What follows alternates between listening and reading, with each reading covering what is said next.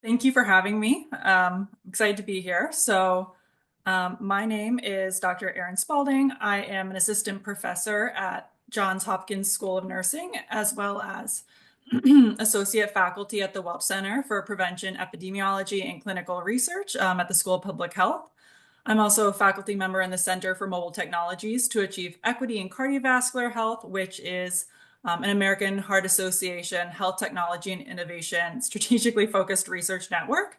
And then most recently, I am directing the long-term wearable study core in the atherosclerosis risk in communities neurocognitive study. So thanks again for having me.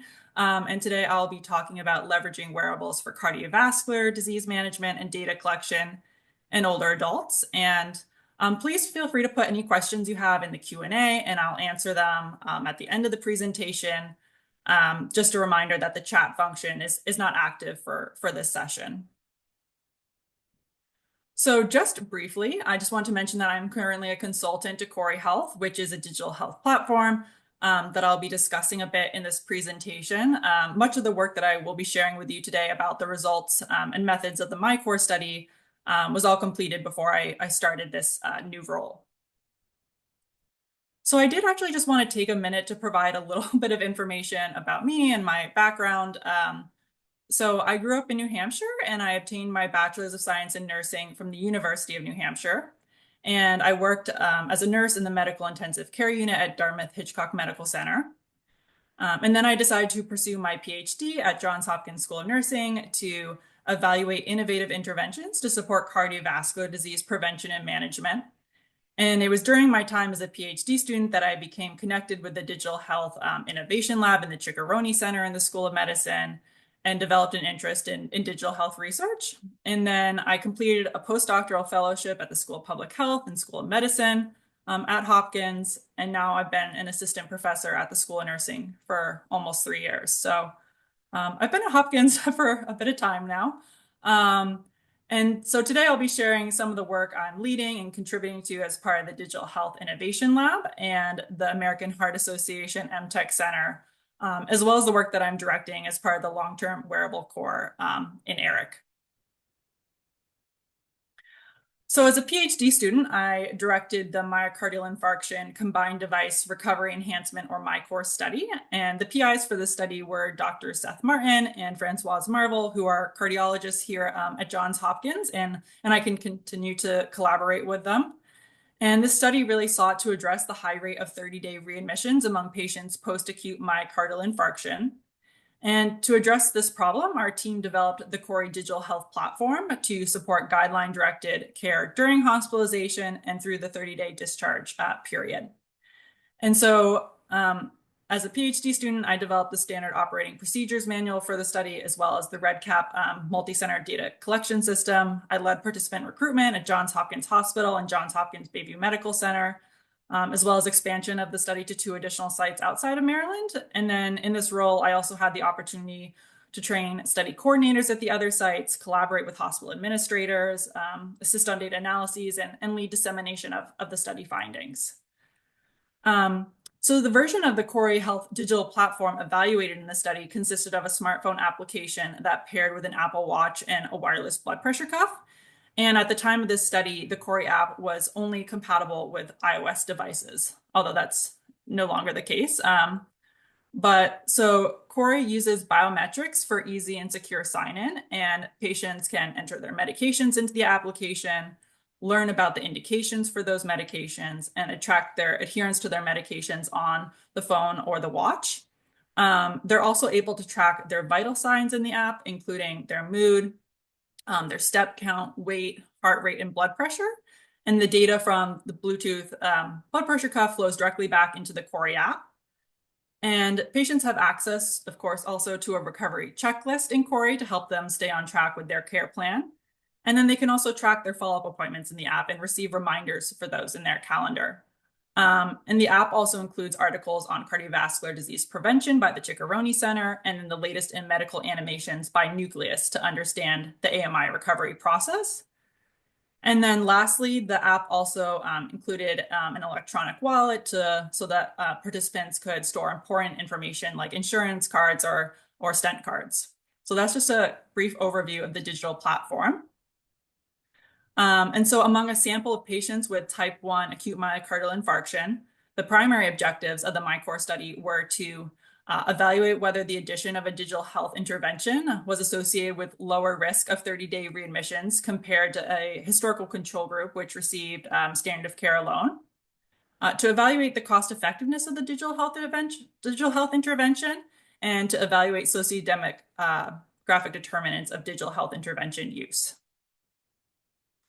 So patients admitted to Johns Hopkins Hospital, Bayview Medical Center, Reading Hospital in Pennsylvania, and Massachusetts General Hospital with a type 1 MI that were 18 years of age and older and owned a smartphone were eligible to participate in the digital health intervention group. And patients who were non-English speaking or had severe cognitive or sensory deficits were excluded.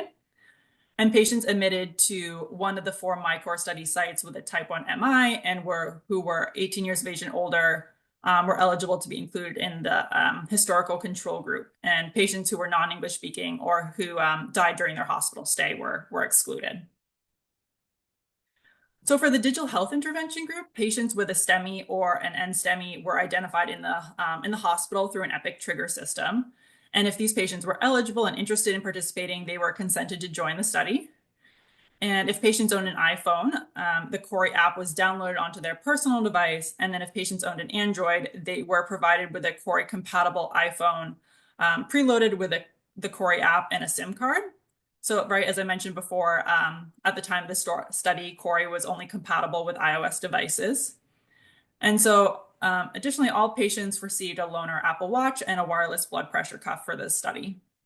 And each participant was walked through using the different components of the digital platform at the bedside. And the patients in the digital health intervention group were really encouraged to start interacting with the intervention and its evidence-based resources while they're still in the hospital. And then after discharge, patients continued to use the digital health intervention for the next 30 days. And then at 30 days post-discharge, unplanned all-cause 30-day readmissions were obtained from hospital administrative databases for the intervention group and the historical control group. And we also developed a Markov model to evaluate the potential cost effectiveness of the digital health intervention plus standard of care versus standard of care alone in the 30-day discharge period after acute myocardial infarction. So 10,000 simulated patients were followed as they transitioned through a series of health states during the 30-day post-discharge period post-MI. And these states included stable outpatient, readmission for MI, readmission for other causes, and death. So in the final analyses, we included 200 participants in the digital health intervention group and 864 patients in the control group. And since we used a historical control group, not unsurprisingly, there were differences between the groups at baseline. And thus we carried out propensity score adjustment to address these differences in baseline characteristics. So the propensity score consisted of 11 variables that were different between the two groups at baseline. And following propensity score adjustment, these baseline characteristics were balanced between the two groups. And so the propensity score included age, sex, race, insurance status, marital status, discharge disposition, length of hospital stay, smoking status, AMI type, revascularization during admission, and tertiles of comorbidity burden based on 29 different comorbidities. And so we found that following propensity score adjustments, participants in the digital health intervention group with CORI had a 52% lower risk for 30-day readmissions than the historical control group. And panel A here shows that 6.5% of patients in the digital health intervention group with CORI and 16.8% of patients in the control group were readmitted within 30 days of discharge. And we also found that the digital health intervention reduced costs and increased quality adjusted life years on average, dominating standard of care in 99.7% of simulations in the probabilistic analysis. So based on the assumption that the digital health intervention costs $2,750 per patient, and that's cost, right, that's cost to the healthcare system if they were to adopt the program, not cost to the participant. use of the digital health intervention leads to a cost savings of $7,274 per patient compared with standard of care alone through the prevention of 30-day readmissions. And so the majority of the estimated cost for the digital health intervention is for clinical support for onboarding and maintenance of the platform by engineering, including of server storage fees. So in total, there were 34,997 app interactions across participants over the 30-day study period. And there was a median of 213 app interactions per participant, consisting of number of blood pressure recordings, heart rate, weight, mood, and step count recordings, number of medications tracked, and number of educational articles and videos viewed over the study period. And we also found that digital health intervention use was similar by age, sex, and race, and whether they were enrolled with their personal device or a loaner iPhone. Additionally, the presence of a spouse, perhaps a proxy for enhanced caregiver support, was found to potentially encourage or to be associated with digital health intervention use. And in the study, just about a third of the participants in the intervention group were age 65 years and older. We did have individuals 80 years of age and older in the sample, but I believe the difference wasn't large enough, the sample wasn't large enough to look at differences among the oldest old.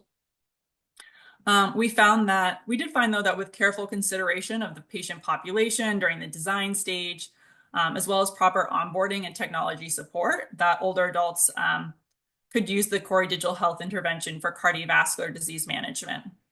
So this was actually before I joined the team, before the trial started, but the team was invited to Cupertino and they worked with Apple engineers to design the app with a focus on user experience. So heart rate measurements were also available and collected from 91 patients enrolled in the MyCore study using the Apple Watch and CORI smartphone application. And overall, a declining heart rate was observed in AMI patients at over 30 days post-discharge.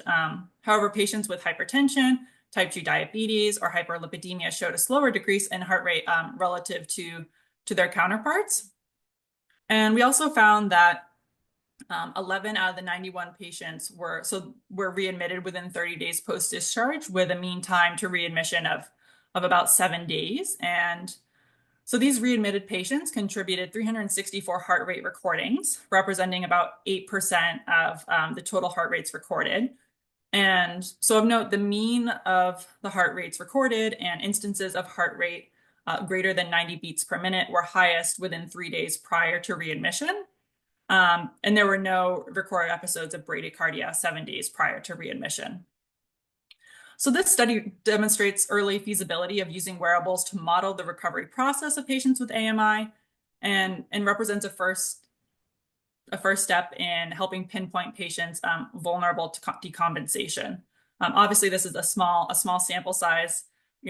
Our goal was to not have many patients readmitted, but for this analysis, it resulted in a small sample size. So definitely larger studies with larger sample sizes are needed. So there are some limitations, right, to the study that should be considered. So at the time, CORI was only compatible with Apple devices. And at least at the time, the data showed that Android owners were more likely to identify as Black and have lower socioeconomic status. And so this had the potential, right, to introduce selection bias into our study. And so to mitigate this risk, we provided loaner iPhones with SIM cards to Android users, thus kind of finding a way to include both Apple and Android users in our study. We didn't include individuals in this study that didn't own a smartphone, even though we had the capability of providing loaner phones to them, just because we felt that the follow-up period of 30 days was too short for individuals without any experience using a smartphone to become comfortable with it. And also, right, these were loaner iPhones. And so obviously there are also ethical considerations of loaning phones and taking them away. And finally, this was a non-randomized study with inherent limitations. However, so CORI supports really guideline-directed medical therapy that has already been proven by large-scale multi-center randomized controlled trials. And so we did attempt to mitigate any potential risk to internal validity by conducting propensity score adjusted analyses, but there may have been potential confounders that we were unable to include in the propensity score. So just to kind of summarize, in conclusion, we found that patients with the Cori digital health intervention had 52% lower risk of being readmitted within 30 days than patients in the control group. We also found that the Cori digital health intervention was potentially more cost-effective than standard of care alone. And finally, patients with the Cori digital health intervention had high levels of engagement with the intervention, and digital health use was similar by age, sex, and race. So following the MyCore study, the team directed its attention really towards expanding the Cori digital health platform to meet the needs of phase 2 of cardiac rehabilitation. So while cardiac rehab is known to decrease morbidity and mortality, as well as increase quality of life among patients with cardiovascular disease who are recovering from cardiac events or have undergone cardiac interventions, there are various barriers to attending traditional in-person center-based cardiac rehab. Thus, only about 24% of eligible patients participate in cardiac rehab. And of those that do participate, only about 27 complete more than 36 sessions. And disparities in cardiac rehab participation are also well recognized. So the American Heart Association, American College of Cardiology, and American Association of Cardiovascular and Pulmonary Rehabilitation recommend virtual cardiac rehab delivery for individuals with clinically stable, low to moderate risk of low to moderate risk cardiovascular disease. So the MTech rehab trial, led by Doctors Matthew, Martin, and Marvel, which I am a co-investigator on, seeks to evaluate whether Cori hybrid cardiac rehab in combination with usual care improves functional status, cardiovascular health metrics, and cardiac rehab participation among patients recovering from a cardiac event, surgery, or procedure compared to usual care alone.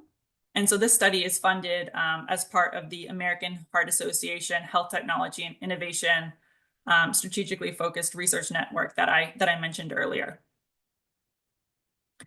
And I just want to highlight that Doctors Asakadze and Kim were instrumental and led much of the design and planning of the MTech rehab trial as fellows. And the MTech rehab trial is a single site parallel arm randomized controlled trial among eligible individuals admitted to participating hospitals. And eligible individuals were those with established atherosclerotic cardiovascular disease or valve surgery or procedure.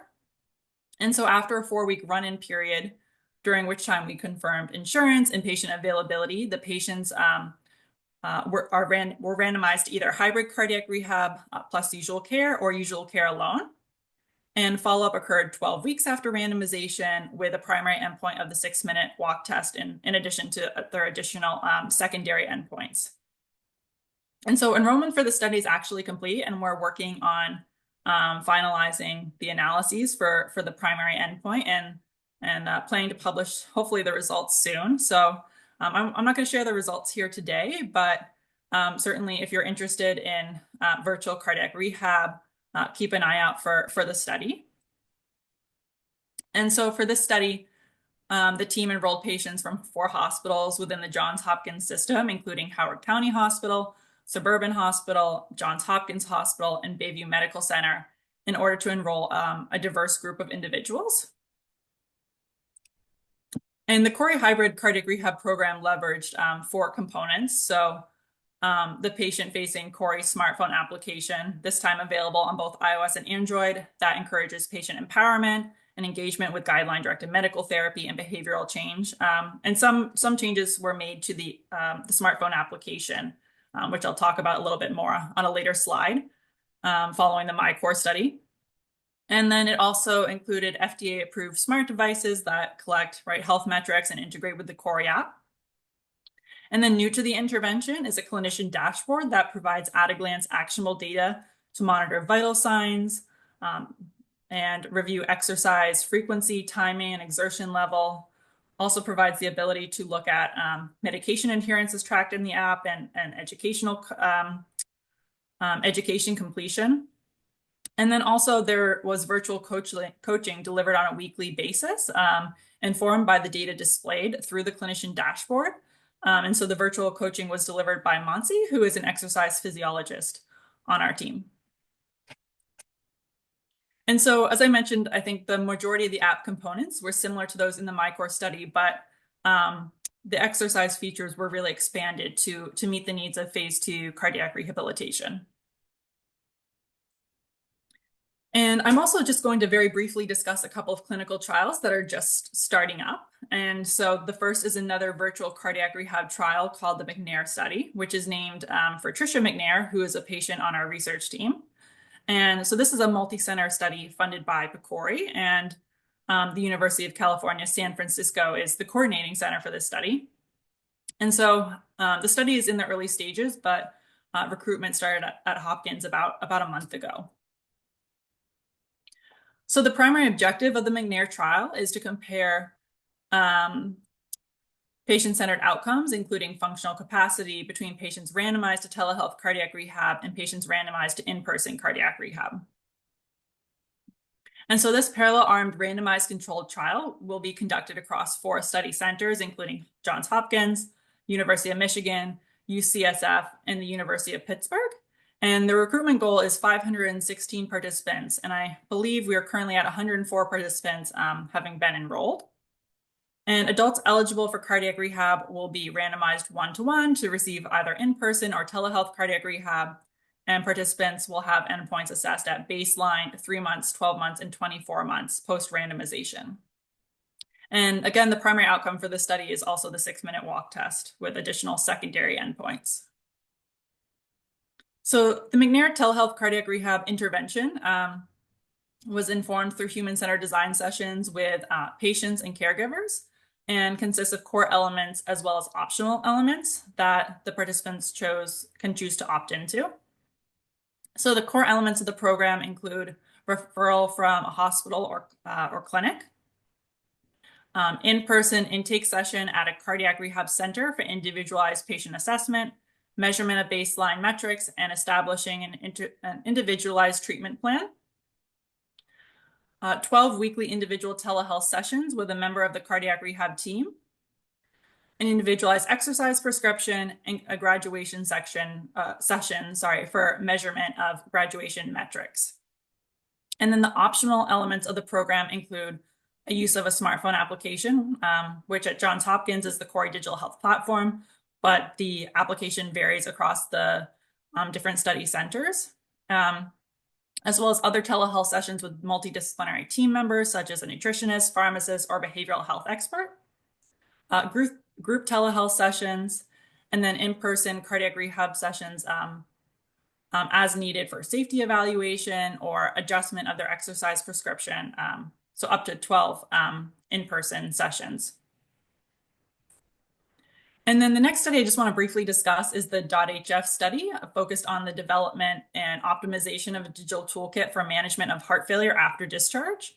And so this study is a collaborative effort across the centers in the American Heart Association Health Technology and Innovation, SFRN. And the PIs for this study include Dr. Martin, Dr. Nalamathu from the University of Michigan, Dr. Sandhu from Stanford, and Dr. Au from Boston University. So just kind of a bit of brief background information. So in the US, approximately 6.7 million Americans have heart failure, many of which are older adults. And then among Americans with heart failure, roughly 1.3 million were hospitalized in 2019, of which roughly 46% had heart failure with reduced ejection fraction, or an ejection fraction of less than or equal to 40%. And initiation of guideline-directed medical therapy for HFrEF is estimated to reduce the risk of cardiovascular disease or heart failure hospitalization, risk of cardiovascular death or heart failure hospitalization by up to 62% compared with limited therapy. And so for patients with HFrEF, GDMT consists of quadruple therapy with ARNIs, beta blockers, MRAs, and SGLT2 inhibitors. But less than 25% of patients with HFrEF have been reported to be on optimal GDMT. And so again, we used human-centered design methodology to inform the development of a digital remote patient monitoring solution that will be evaluated in this .HF trial. And the results of the human-centered design sessions were published in the Journal of Cardiovascular Nursing. And we are currently planning a two-armed multi-center clinical trial coordinated by the University of Michigan.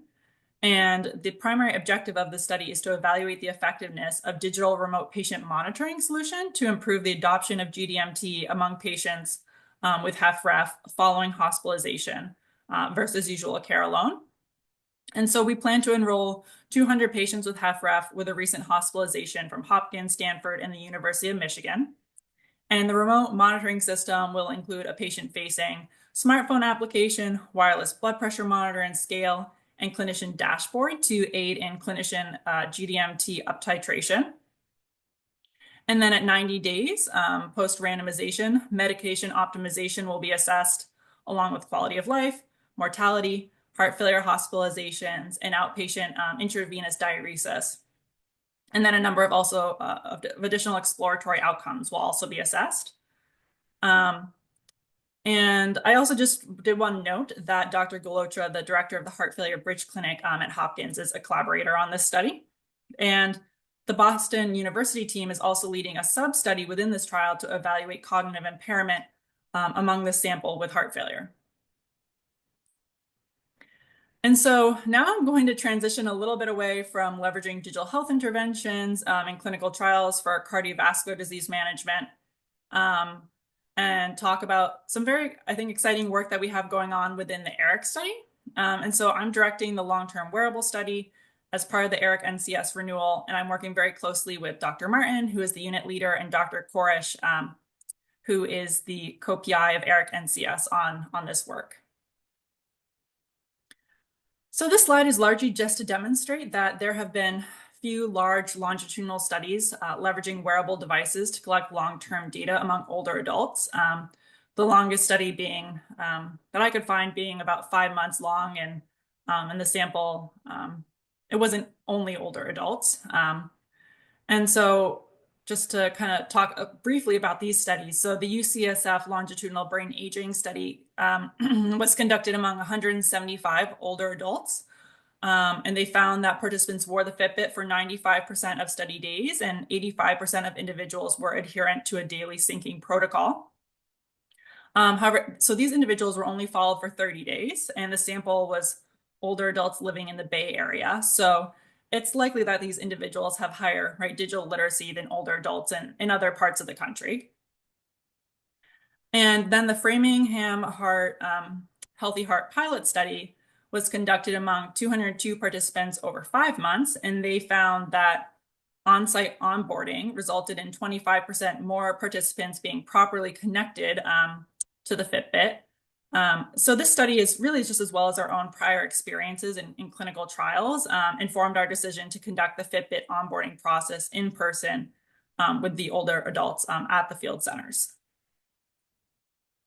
So the purpose of this long-term wearable study is we'll be leveraging long-term wearable data in ERIC NCS to allow for testing of technology acceptance in the oldest old, as well as associating long-term wearable data to cognitive and physical decline and the development of dementia. This study will also allow us to connect long-term wearable data to other research-grade wearables, such as the Actigraph and the Sleep Profiler, as well as the wealth of prior, concurrent, and future data in ERIC. And really collecting long-term wearable data in ERIC is the first step in helping to fill what's really a methodological gap in epidemiology, where data is often only collected for a short time when participants are generally feeling well.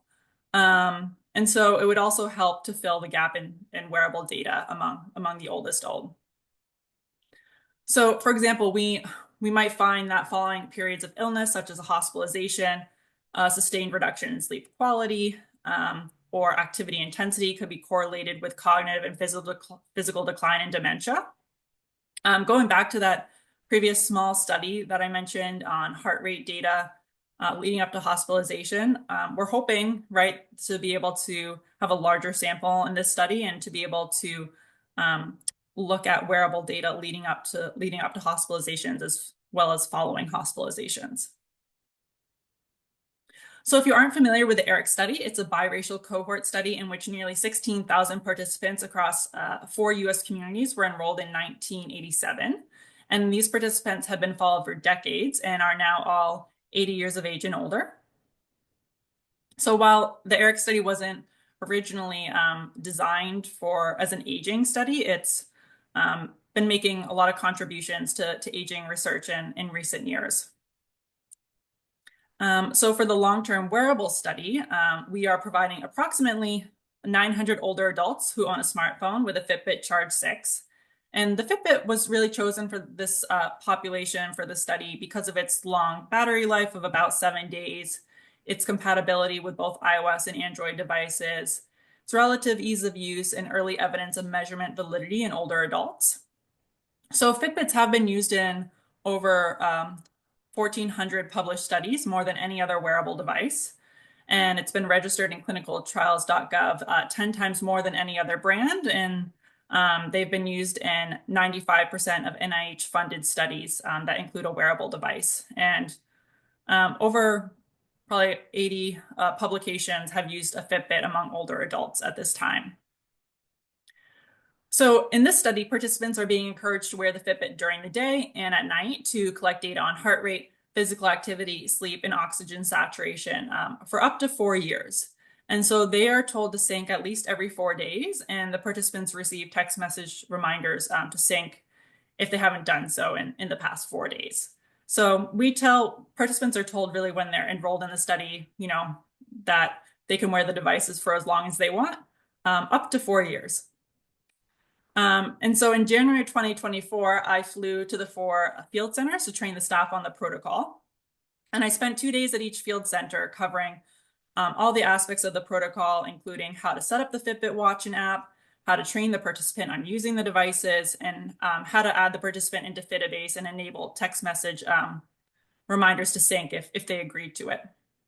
And so the training tools that I developed consisted of scripts, checklists, and videos demonstrating how to educate patients on using the devices.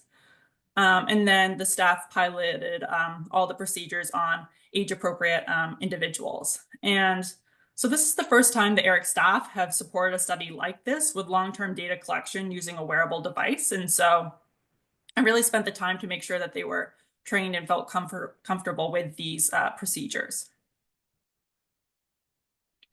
So at the time of enrollment, so the staff at the ERIC Field Center set up the Fitbit and smartphone app for the participants and educate them on how to use it, utilizing the teach back method. And I've also developed several educational and support materials for the participants, including a start kit, which is really just a packet of paper materials that they are sent home with that contains screenshots of how to navigate the app and watch, as well as screen capture tutorial videos on how to use the watch and the app. Which currently participants just have kind of the link to the website listed in the start kit, but soon we're going to start sending that out to participants as a link in a text message. And then staff also provide ongoing technology support to the participants, which mainly includes remote support via telephone with some in-person support. And so if participants have not synced to their device in 14 days, they receive a call from the staff to remind them to sync and to provide any needed tech support. So since our goal is long-term adherence and data collection, if participants decide that they want to take a break from wearing the device for a bit, we encourage and allow that and then try to re-engage them at a later point if they don't start wearing it again on their own. And then in addition to giving them a Fitbit and providing ongoing technology support, we also provide monetary compensation. So the participants are given $10 a month for every month that they provide data for greater than or equal to 50% of days that month. So enrollment for the study started in April 2024. And as of a couple days ago, March 23rd, 346 individuals 80 years of age and older have been enrolled in the study. And so far we have 87% retention rate, and participants have provided a median of 159 days of data, which is about 5 months, with 80% of participants having provided greater than 30 days of data ever so far. And the average percent wear time is also high at about 89%. So the staff are telling participants at the time of enrollment, to wear the device, roughly about 80% of the time. And so what we're seeing is aligned with that. And as I mentioned earlier, we are hoping that a subset of the participants will provide up to 4 years of data. So we'll see how we do with that. Adherence right now is quite high, and in the upcoming months, we hope to also survey the participants to see if they are continuing to use the device solely to help the ERIC study, or if they find the data provided by the Fitbit to be helpful, or of course, possibly a combination of both. It's important to remember, right? So adherence has been quite high in this sample. Obviously, this is a very engaged group of participants. They've been in the ERIC cohort study for decades, and so trying to discern a little bit more about their reasons for continued engagement in the long-term study, I think will be helpful moving forward.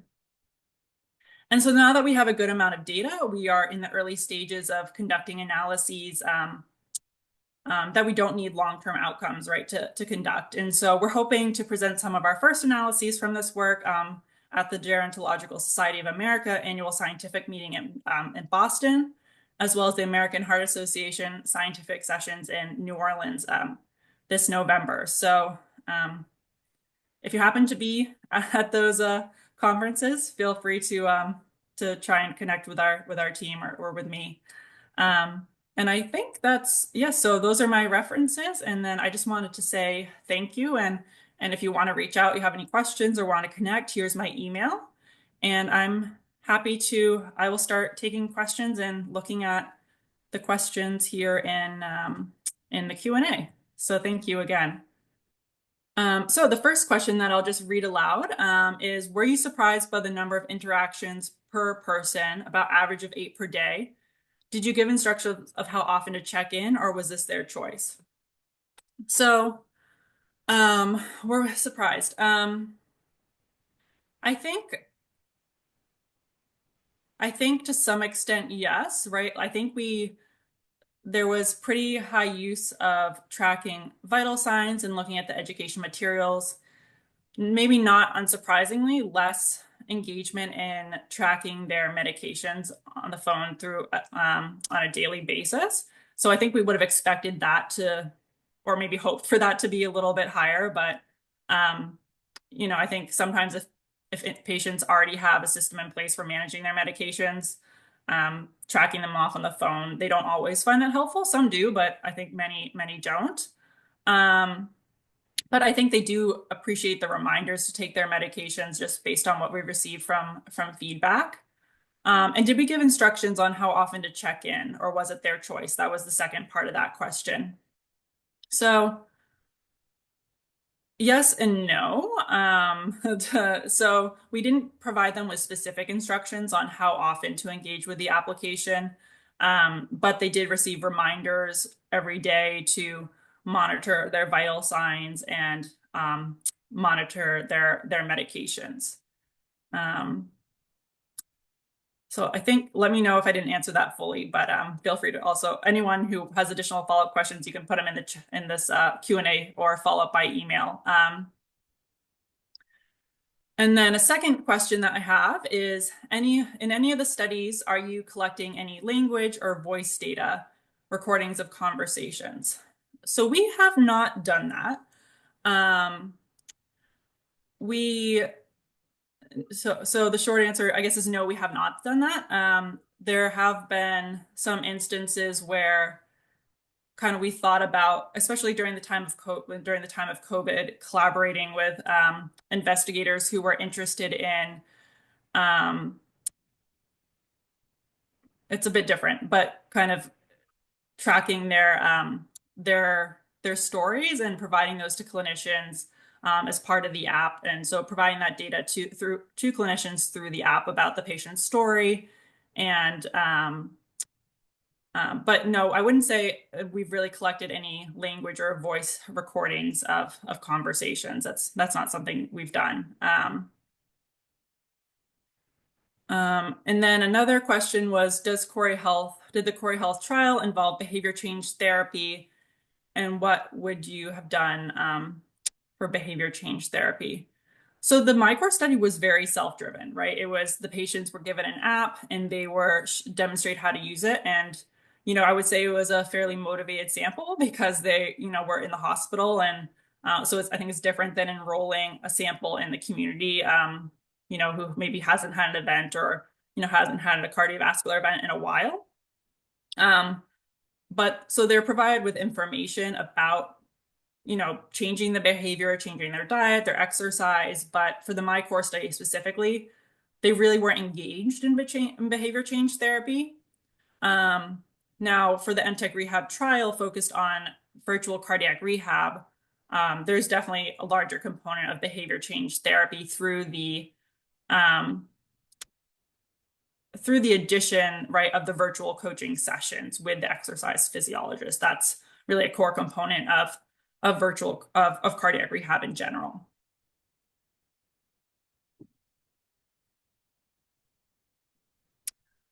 Okay, and an additional kind of follow up from the first question was just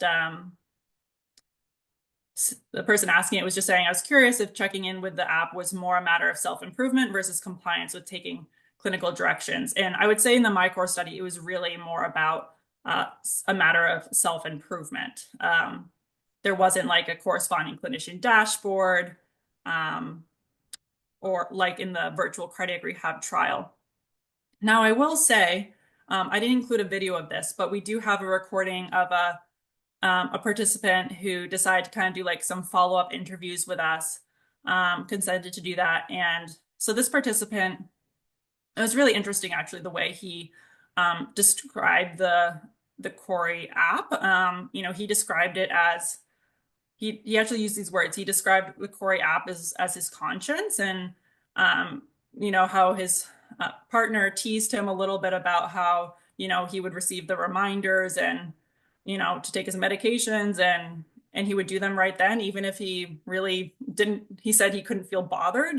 He felt like Corey was his conscience and kept him on track. So I think for some individuals, having that is really helpful. We have heard from a lot of patients in human-centered design sessions that they wouldn't be as engaged with a digital platform if there wasn't a corresponding clinician dashboard and if they didn't feel like anyone was looking at their data. So I think then that's one, obviously I think a clinician dashboard was really needed for virtual cardiac rehab, but I think in general for digital health platforms, that's something that needs to be taken into consideration.